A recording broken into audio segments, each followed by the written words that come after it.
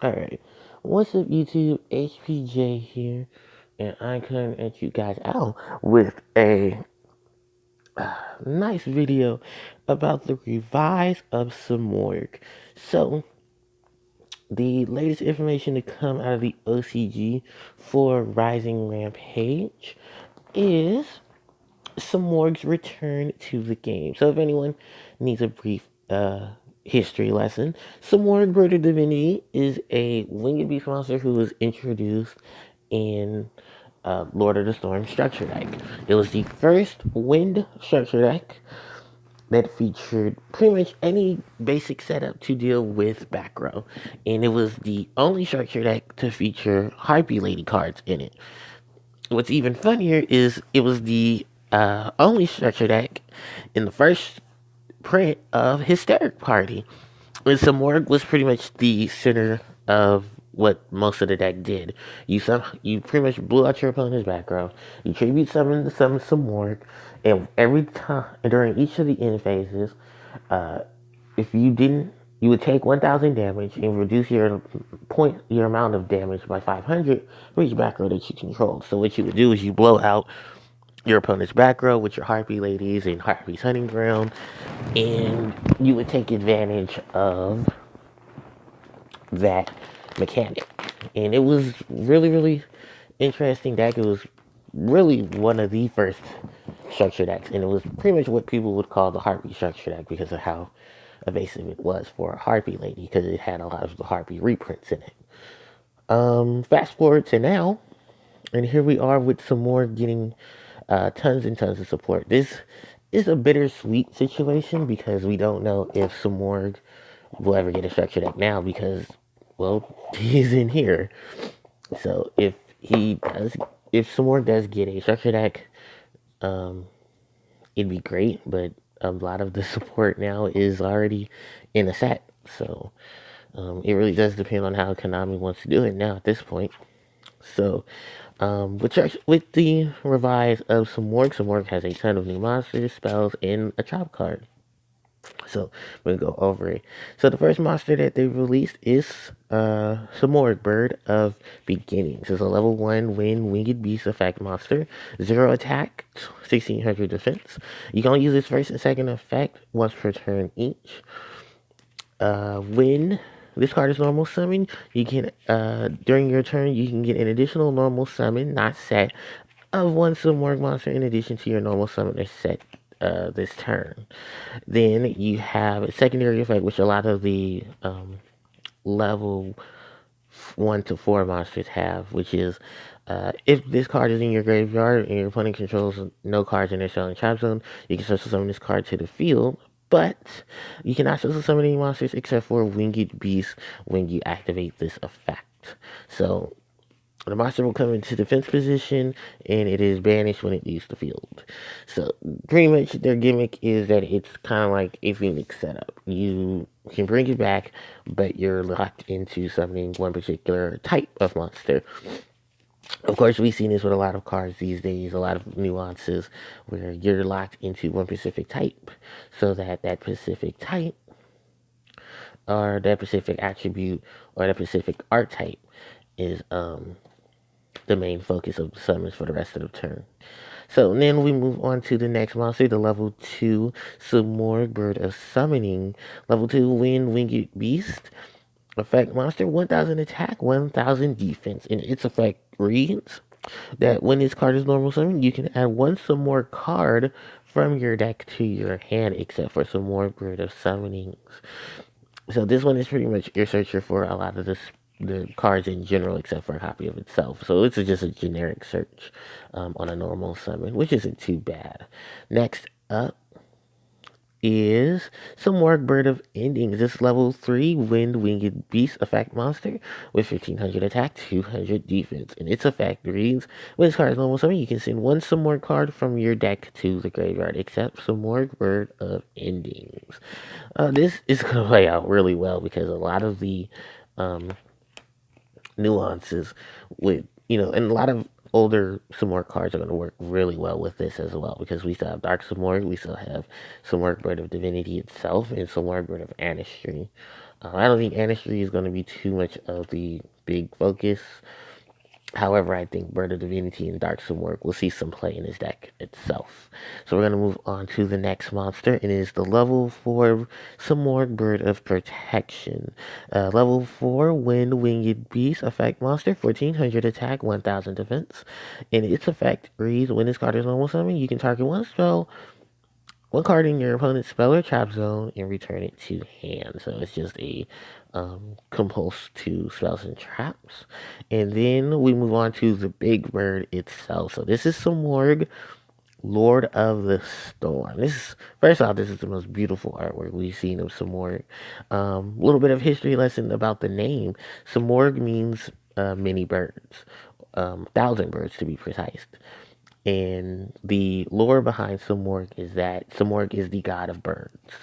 That it's the manifestation of 1,000 spirits of birds, the manifestation of birds itself, forming together to create one giant bird. And that bird is praised because of its elegance, its notoriety, in that it is the all powerful god of birds.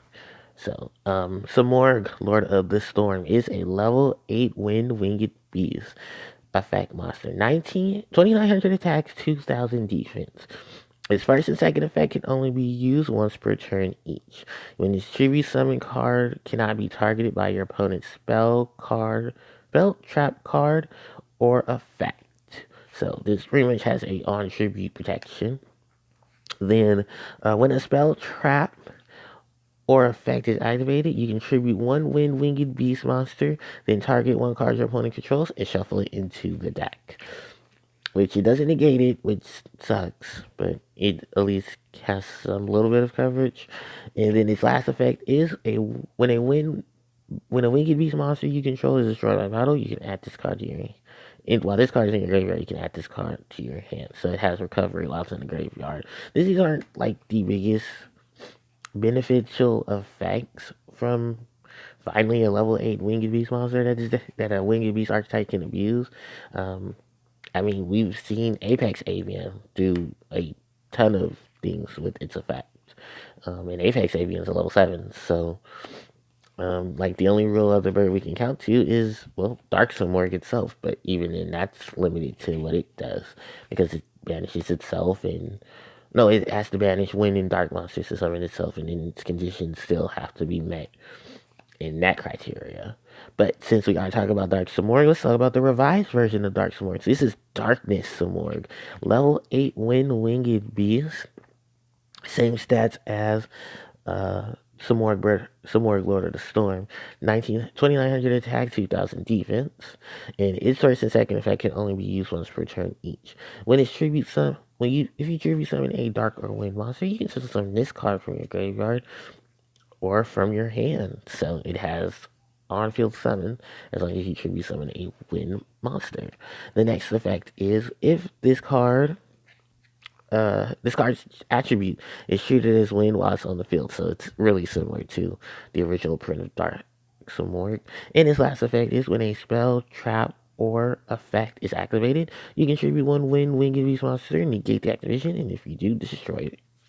So this is pretty much the better version of the two birds because it has the ability to special summon itself, and it has the ability to negate cards. Especially when you want to deal with when you want to negate a lot of things in the game right now. This would obviously be the better version or the better option. The only downside to it is, of course, it is only win when it's on the field. I think if they had corrected to say this card is both wind and winged beast, both a wind monster and a dark monster, no, it'd just be outright broken because then you just abuse stuff with it. And either way, it'd still be a lot better. But this distraction effect helps completely because you can trigger off a lot of cards to get a lot of their effects off. So let's go on to the field spell. Yes, Simorgh has a field spell. Elbor's Sacred Peak of Simorgh. Beautiful artwork and beautiful, yes, just beautiful artwork. That is just amazing artwork. So this field spells second and third effect can only be activated once per turn. The first effect is when winged beast monsters you control, winged beast monsters on your side of the field, 300 attack and defense. So that's only 100 more than what Hunting Ground gave us. If you can reveal one level 5 or higher winged beast monster in your hand for the rest of the turn, you can normal summon winged beast monsters with one less tribute. So that's an easier way to get all of your high level winged beast monsters on the field. If you're running decks that do run high level winged beast, Miss Valley, I think the Shino birds have that as well. They have a high level winged beast, and there are a few others I'm trying to think off the top of my head. I don't think any of the Gusto have any high level winged beasts. Um, Yeah, it's only a few cards I can think of, which is unfortunate, but that is how this game has been for the last couple of years. That the main deck Winged Beast monsters have not been praised too much. But its third effect is if you control a Winged Beast monster, you can immediately after this card resolves, normal summon it when Winged Beast monster. So you can pretty much take advantage of summoning a wind Winged Beast, and then getting additional normal summons that turn. So it does help with tribute summoning a lot of things, especially now that the you can reveal the level 5 or higher Winged Beast monster, then get the additional summon um, for that turn. So it at least helps and copes with a lot of the mechanics that this game has already set itself into. Now let's go on to the next spell, and that is Simorgh Arrival. You can only activate one card with this name's effect, with this card's name per turn. Discard one Winged Beast monster. Add two Simorgh monsters with a different attribute from your deck to your hand. So this is just a way to search for both of the bigger birds themselves.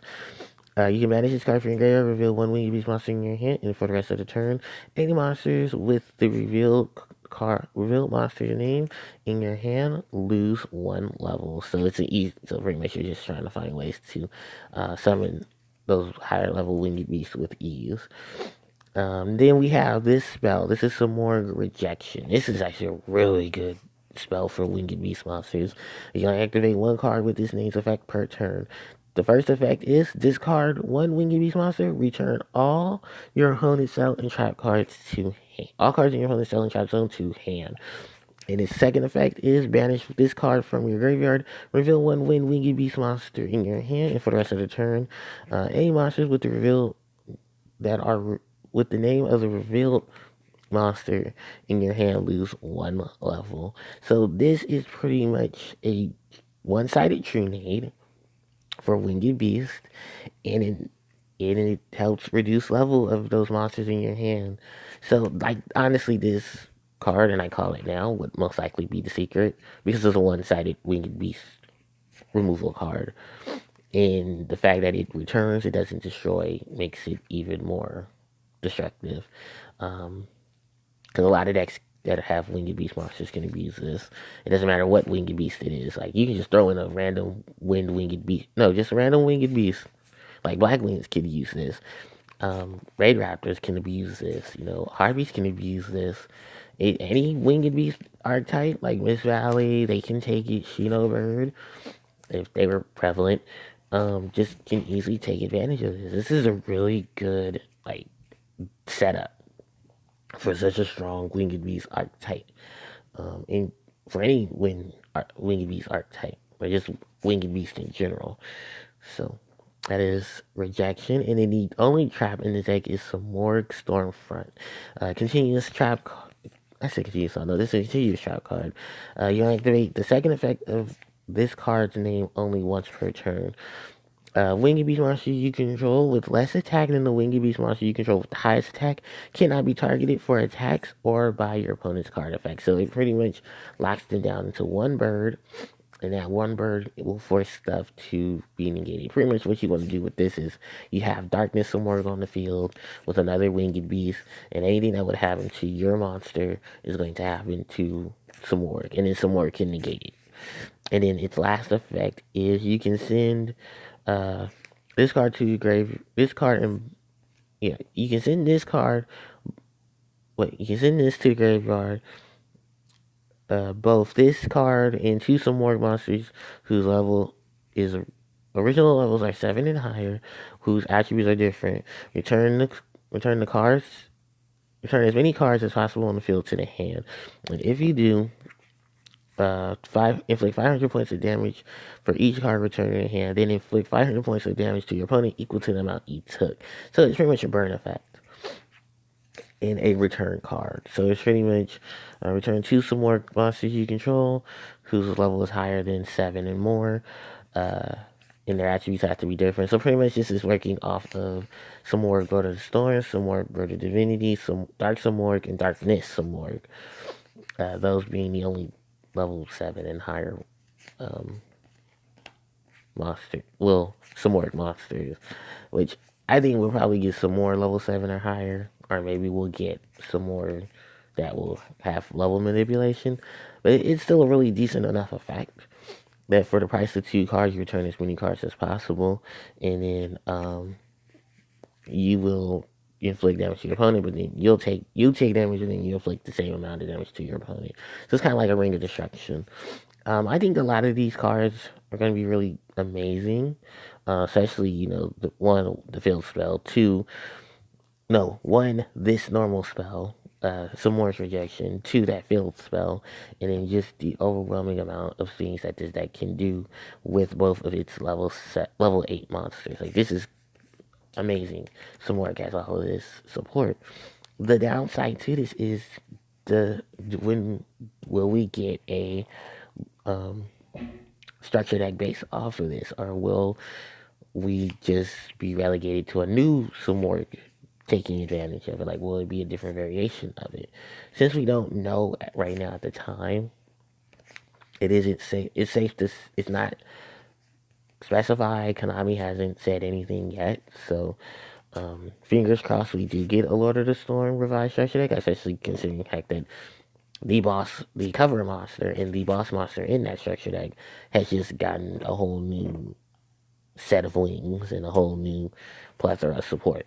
So let me know what you guys think about Simorgh's return to the game and how you feel about all of the new archetype cards. Because I think a lot of them are really good to okay, but that spell card is going to be busted in any Winged Beast deck. Like, that card is amazing in what it does, and that card is just going to shake up the game completely. So don't forget to like, comment, share, and subscribe. When you guys get the chance, of course, hit that notification bell so you guys can be informed of when I upload videos or when I am live streaming. So I will catch you guys next time. HPJ signing out. Take care.